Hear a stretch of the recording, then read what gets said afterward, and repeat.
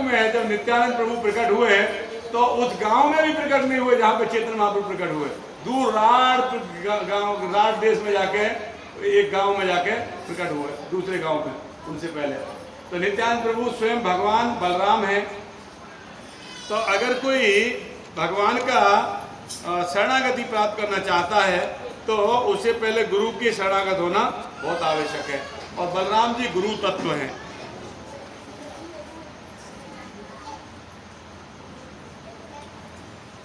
तो नित्यानंद प्रभु अपने शैशव काल में जब लीला किया करते थे तो अलौकिक दिव्य भावावेश में श्री रामचंद्र और कृष्णचंद्र की मधुर लीला आदि के अभिनय का वर्णन किया गया है।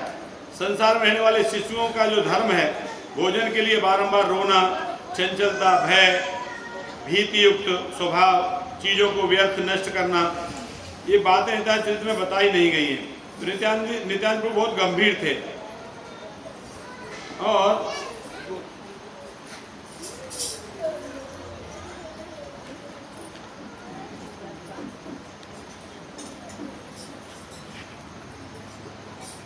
श्री नित्यानंद हड़ाई और पद्मावती के एकमात्र नैनमणि और प्राण थे। माता पिता देखे बिना क्षण भर भी नहीं रह पाते थे। हड़ाई पंडित हर प्रकार के काम में व्यस्त रहने पर भी उनके प्राण नित्यानंद में ही अटके रहते थे। एक दिन एक वैष्णव सन्यासी अतिथि बनकर हड़ाई पंडित के घर पे आया। नित्यानंद प्रभु जब छोटे थे उनके घर पे एक वैष्णव पंडित आया, और उस पंडित के साथ नित्यानंद प्रभु पूरी रात भगवान कृष्ण की लीलाओं का वर्णन करते रहे, सुनते रहे। उस पंडित से पूरी रात भगवान कृष्ण की कथा सुनते रहे नित्यानंद प्रभु। और जब सुबह हुआ तो उस पंडित ने कहा नित्यानंद प्रभु के पिताजी से कि इस बालक को मुझे दे दीजिए, इस बालक को मुझे दे दीजिए। तो हड़ाई पंडित और उनकी माता पद्मावती बहुत दुखी हुए। जैसे भगवान श्री राम और लक्ष्मण को दशरथ जी ने जब वशिष्ठ मुनि को दे दिया था तो बहुत दुखित हुए थे, दोनों बालकों को लेकर चले गए थे वशिष्ठ मुनि। ऐसे ही जब नित्यानंद को मांग लिया तो वो बहुत दुखी हुए, मगर ब्राह्मण ने क्योंकि मांगा है इसलिए मना नहीं कर सकते थे तो उनको दे दिया। तो नित्यानंद प्रभु उनके साथ चले गए, और इस प्रकार से नित्यानंद प्रभु उनके साथ में रहे। तो वहाँ पे पश्चिम भारत का भ्रमण करते हुए नित्यानंद प्रभु की मुलाकात अकस्मात माधवेंद्रपुरी से मुलाकात हुई उनकी, और एक दूसरे के दर्शन से उन दोनों के हृदय में ही प्रेम सागर उद्वेलित हो उठा। दोनों अपूर्व प्रेमावेश देखकर ईश्वरपुरी आदि शिष्य विस्मित हुए। तो माधवेंद्रपुरी से मुलाकात हुई नित्यानंद प्रभु की जब पश्चिम की यात्रा पर गए उस ब्राह्मण के साथ में।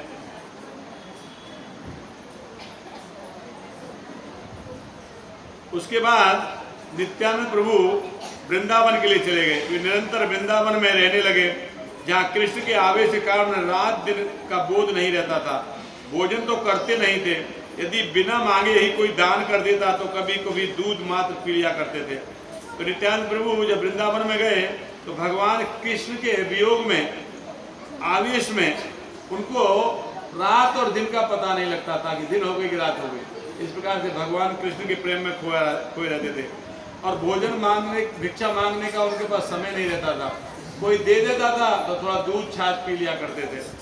इस प्रकार जिस समय श्री नित्यानंद इस प्रकार से भावावेश की स्थिति में वृंदावन में रह रहे थे, उधर दूसरी ओर श्री चैतन्य महाप्रभु अपनी विद्या प्राप्ति का विलास आदि पूरा करके अपने पिताश्री के पिंडदान के लिए गया में गए। चैतन्य महाप्रभु गया गए, और गया में उन्होंने वहाँ पर ईश्वरपुरी से दीक्षा ली, हरिनाम दीक्षा ली। और उसके बाद जब वृंदावन में नित्यानंद प्रभु कृष्ण के प्रेमावेश में कृष्ण को खोजते फिर रहे थे, मानो सारे मंदिरों के सिंहासन शून्य थे, कृष्ण नहीं थे। सभी मंदिर में भगवान कृष्ण को खोज रहे थे हुए। तब उन्हें एक देव वाणी सुनी, एक ऐसी वाणी सुनी उन्होंने। उस वाणी में कहा गया था, वे इस समय नदियां में अवतीर्ण हुए हैं और संकीर्तन लीला कर रहे हैं। तो भगवान कृष्ण को जब ये वृंदावन में खोज रहे थे तब एक आकाशवाणी हुई कि वही कृष्ण जिनको आप यहाँ खोज रहे हो वो मायापुर नदिया में संकीर्तन आंदोलन कर रहे हैं चैतन्य महाप्रभु के रूप में। तब ये वहां से चैतन्य महाप्रभु के पास चले गए।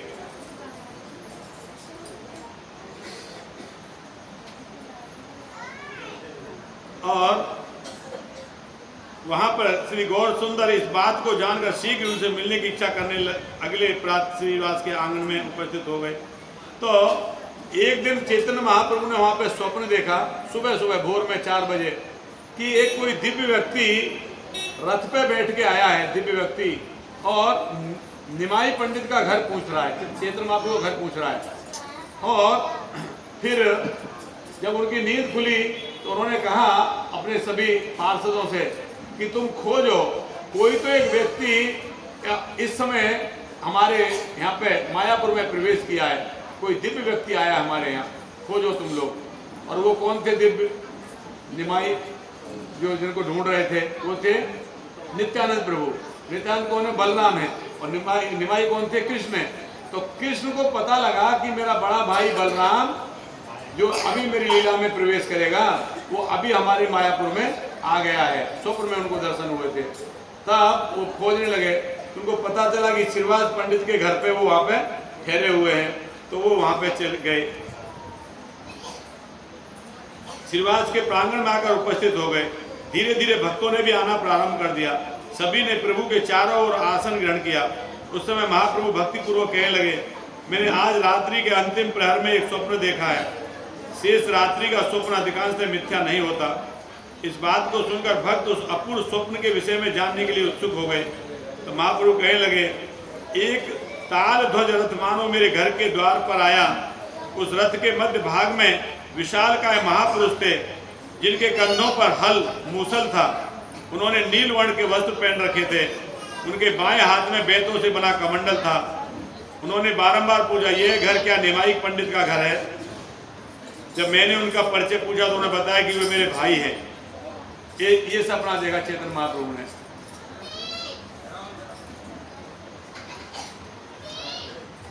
तो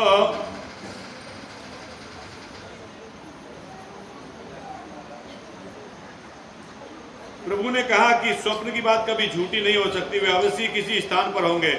अब तो प्रभु स्वयं ही उनकी खोज में निकल पड़े। चैतन्य महाप्रभु स्वयं खोजने लगे उनको। महाप्रभु सीधे ही श्री नंद आचार्य के घर जा पहुंचे। वह उन्होंने देखा, नंदन आचार्य के घर के बरामदे में एक दिव्य आसन पर महापुरुष ध्यानाविष्ट होकर बैठे थे। सभी साथी विस्मित हो गए। महाप्रभु काफी समय पश्चात प्राणों में प्रियतम व्यक्ति के दर्शन करके कुछ समय तक अपलक नैनों से देखते रहे।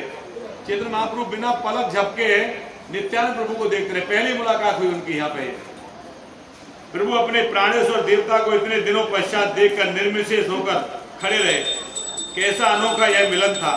आंखों ही आंखों से मानो दोनों ने एक दूसरे के रूप को पान करके विभोर हो गए थे।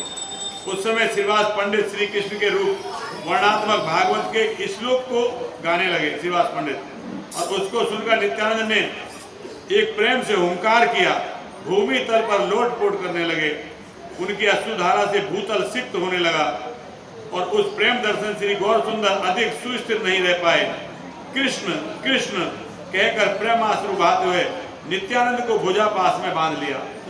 चैतन्य महाप्रभु जो स्वयं कृष्ण है, जब श्रीवास ने भागवतम का एक कृष्ण के रूप का वर्णन करते हुए एक श्लोक सुनाया तो दोनों भावावेश में आ गए। नित्यानंद प्रभु अश्रु से आंसू बहने लगे। नित्यानंद प्रभु स्वयं बलराम थे, छोटे भाई की याद आ गई उनको। और जो चैतन्य महाप्रभु जो राधा रानी का भाव लेकर राधा रानी के भाव में प्रकट हुए थे, उनको कृष्ण का वियोग हो गया। दोनों कृष्ण के नाम सुन के वियोग में दोनों आंसू बहाने लगे और दोनों ने एक दूसरे को आलिंगन किया। दोनों भाई मिले यहाँ पे। एक दिन गौर सुंदर ने नित्यानंद प्रभु से पूछा कि कल पूर्णिमा तिथि है, व्यास पूजा का दिवस, तुम कहाँ पर व्यास पूजा करोगे? तो नित्यानंद प्रभु ने श्रीवास का हाथ पकड़ के कहा, इस ब्राह्मण के घर पर। तो श्रीवास पंडित ने व्यास पूजा महोत्सव का समस्त आयोजन किया। आदिवास दिवस पर स्थित व्यास पूजा के मंडप पर सुबह से कीर्तन आरंभ हो गया। तो चैतन्य महाप्रभु और नित्यानंद प्रभु पतितों को पावन करने के लिए इस धराधाम पर प्रकट हुए। भगवान कृष्ण जब राम के रूप में आए थे तो उनके पास में अस्त्र शस्त्र थे, बहुत सारे राक्षसों को मारा। तब सीता जी ने मना कर दिया। जो नित्य संगनी है लक्ष्मी जी कह लगे, इस बार अगर आप जाओगे तो हथियार लेके मत जाना। तो जब दोबारा प्रकट हुए भगवान परम पुरुष परम सत्य द्वापर में, तब कुछ हथियार नहीं लेके आए, खाली एक बांसुरी लेके आए। तो जितने असुरों को मारा उन्होंने हाथ से ही मारा, घूंसे से ही मारा, मुक्के से मारा। तब भी भगवान की जो अर्धसंगिनी है, रुक्मणी है, राधा रानी है, तब भी उन्होंने मना किया। फिर तुमने मार मार कर शुरू कर दिया यहाँ के। इस बार आओगे तो मारामारी बिल्कुल नहीं करोगे, तो इस बार क्या करोगे, तो खाली प्रेम दोगे। जब तीसरी बार प्रकट हुए चैतन्य महाप्रभु के रूप में, तो बिल्कुल मारामारी नहीं करी, उसको एक उंगली भी नहीं छुआई, मात्र प्रेम दिया। तो वो प्रेम उनका जो मंत्र है, प्रणाम मंत्र, नमो महावदन्याय कृष्ण प्रेम प्रदाय थे कृष्णाय कृष्ण चैतन्य नाम ने गौरव सेन में। तो चैतन्य महाप्रभु प्रेम देने आए, और चैतन्य महाप्रभु से भी दयावान कौन है, नित्यानंद प्रभु। नित्यानंद प्रभु, जब चैतन्य महाप्रभु ने कहा नित्यानंद प्रभु से और हरिदास ठाकुर से कि तुम लोग जाओ और पूरे गांव गांव घर घर जाके कृष्ण नाम का जाप करने को बोलो, हाँ, तो कहने लगे ठीक है। तो नित्यानंद प्रभु और जब हरिदास ठाकुर जा रहे थे, तो उन्होंने देखा दो भाई थे, जगाई मधाई, और दोनों व्यसन करते थे, मदरा पान किया करते थे और सब पापपूर्ण कार्य किया करते थे। तो उन दोनों भाइयों को सोचा नित्यानंद ने कि अगर इनको भक्त बना दिया तो सब भक्त बन जाएंगे, सब लोग प्रभावित हो जाएंगे कि चैतन्य महाप्रभु के पास है, इतने पतित लोग भी भक्त बन गए।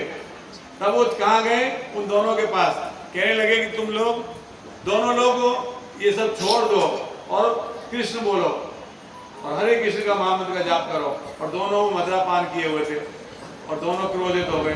उन्होंने क्या किया, नित्यानंद प्रभु के सर में मटके से सर में प्रहार किया। नित्यानंद प्रभु का सर फट गया, यहाँ पर खून निकलने लगा। तब सबने जाके बताया चैतन्य महाप्रभु को कि जगाई मधाई ने नित्यानंद प्रभु के सर को फाड़ दिया है, चोट मार दिया मटकी मार के। तब चैतन्य महाप्रभु एकदम क्रोध में आ गए। भगवान अपने प्रति किए हुए अपराध को क्षमा कर देते हैं, मगर भक्त के प्रति किए हुए अपराध को भगवान कभी क्षमा नहीं करते। जैसे आप देखते हो भागवतम में कथा आती है अमरीश महाराज की। जब अमरीश महाराज को श्राप दिया था दुर्वासा ऋषि ने, और जब दुर्वासा ऋषि ने एक राक्षस को प्रकट किया अमरीश महाराज को दंड देने के लिए, तो तुरंत सुदर्शन भगवान ने क्या किया, उस राक्षस को मार दिया।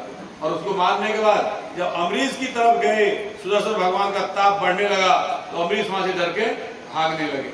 और भागते भागते कहाँ पहुंचे, ब्रह्मा जी के पास। ब्रह्मा जी ने क्या बोला, नहीं, हम खुद भगवान के अधीन हैं, परम भगवान के अधीन हैं, हम उनकी इच्छा के विरुद्ध कोई कार्य नहीं कर सकते, इसलिए सुदर्शन चक्र को रोकना हमारे बस की बात नहीं है। शिव जी के पास में गए, शिव जी ने भी यही कहा कि आप यहाँ से चले जाइए, सुदर्शन चक्र का जो ताप है हमारे लिए भी असह्य हो रहा है और हम आपकी कोई सहायता नहीं कर सकते। तब कहाँ गए दुर्वासा ऋषि, भगवान के पास गए, नारायण के विष्णु के पास में गए। भगवान क्या बोले, हम भक्त पराधीन, मैं भक्त के अधीन हूँ, मैं स्वतंत्र नहीं हूँ, मैं कुछ नहीं कर सकता। तुमको कहाँ जाना पड़ेगा, अमरीश के पास जाना पड़ेगा, भक्त के पास जाना पड़ेगा।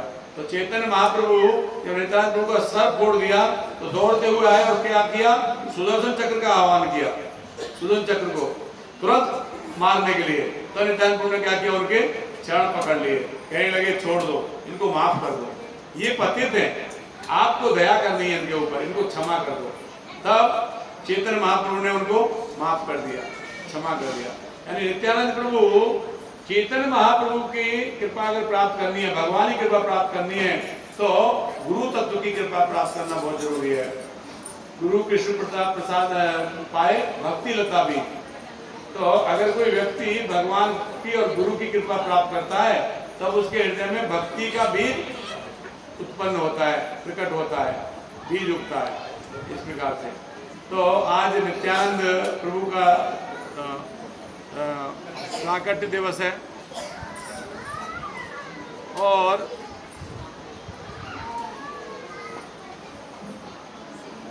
नित्यानंद प्रभु का प्राकट्य दिवस है आज। तो आज के दिन हमें भगवान श्री नित्यानंद प्रभु से, चैतन्य महाप्रभु से यही प्रार्थना करना है कि हमको भक्ति में हमेशा बने रहें। इतनी क्या जल्दी हो रही थी लाइटें बंद करने की, 2 मिनट शांति से नहीं रह सकते। तो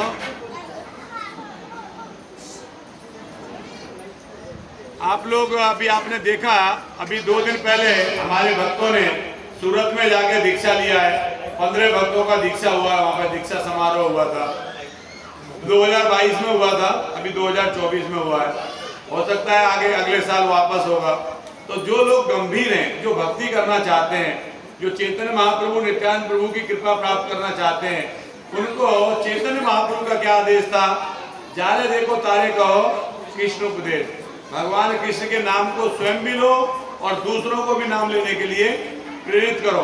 तो जो व्यक्ति गंभीरता से भगवान की भक्ति करना चाहते हैं, वो 16 माला करिए, 4 नियम का पालन करिए। इधर ध्यान दीजिए, कथा खत्म कर दूं क्या? नहीं आनंद आ रहा, बिल्कुल नहीं सुनना है तो फिर क्यों बात कर रहे हो? 4 नियम का पालन करिए, 16 माला का जाप करिए और हमारे किसी भक्त के संपर्क में रहिए। यहाँ पे प्रोग्राम में संडे आते रहिए, हमसे संपर्क करिए, पूछिए, आपके प्रश्न उनको पूछिए। और अगर आप गंभीरता से 4 नियम का पालन करेंगे, 4 नियम क्या है? मांसाहार नहीं करना, जुआ नहीं खेलना, नशा नहीं करना, अवैध संबंध नहीं करना। अगर ये 4 नियम का पालन करोगे, भगवान को भोग लगा के प्रसाद खाओगे, 16 माला करोगे, तो आप दीक्षा के योग्य होगे, आपकी दीक्षा हो सकती है। और बिना दीक्षा हुए कोई व्यक्ति भगवान की डायरेक्ट कृपा प्राप्त नहीं कर सकता। गुरु तत्व जब तक भगवान के भक्त को शुद्ध नहीं कर देता, तब तक भगवान को स्वीकार नहीं करते। भगवान राम ने भी गुरु स्वीकार किए, भगवान कृष्ण ने भी गुरु स्वीकार किए, चैतन्य महाप्रभु ने भी गुरु स्वीकार किए। इसीलिए हमको शिक्षा देने के लिए कि गुरु की हमारे जीवन में आवश्यकता है। इसलिए अगर आप लोग गंभीर हो तो हमारे संपर्क में रहिए। अभी 2 बैच हुए, हमारे यहाँ पे दीक्षा हो गई, और एक बैच, तीसरा बैच हमने कुछ नाम सेलेक्ट किए हैं। और जो लोग दीक्षा लेना चाहते हैं वो लोग हमसे मिलिए, आपका नाम लिखवाइए, हम उनको अलग से क्लास करेंगे, समझाएंगे कैसे करना है। ठीक है? तो आज का जो प्रोग्राम है, जो नित्यानंद त्रयोदशी का जो फीस्ट है, जो प्रसादम है, जो दीक्षा लेके आए हमारे 15 भक्त, जो दीक्षा लेके आए हैं, ये उन्हीं की तरफ से आज का प्रसाद है। तो जो भक्त दीक्षा लेके आए हैं, यहाँ पे जितने अवेलेबल हैं, थोड़ा यहाँ पे आइए, आगे आइए थोड़ा, सभी भक्त, माता जी प्रभु सभी आइए जरा, कौन कौन दीक्षा लिए सब।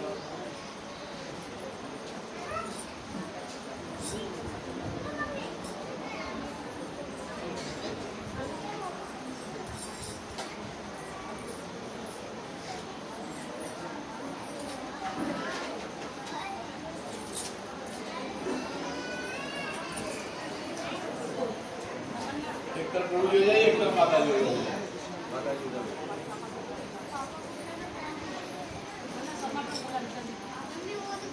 15 भक्तों का दीक्षा हुआ था, कुछ भक्त किसी काम से नहीं आ पाए हैं। तो अभी इस देखिए, भक्ति का मतलब है कि हमको गुरु के बताए रास्ते पे चलना, भगवान के ग्रंथों का अध्ययन करना, भगवान के नाम का कीर्तन करना, सभी नियमों का पालन करना।